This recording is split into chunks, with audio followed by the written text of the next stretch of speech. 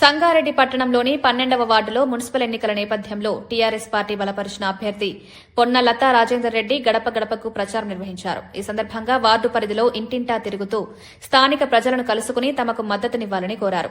పొన్న లతా రాజేందర్ రెడ్డి మాట్లాడుతూ గతంలో టీఆర్ఎస్ ప్రభుత్వం చేపట్టిన అభివృద్ది కార్యక్రమాలు, సంక్షేమ పథకాలను ప్రజలకు వివరించారు. గెలిచిన తర్వాత వార్డు అభివృద్ది లక్ష్యంగా పనిచేస్తామన్నారు.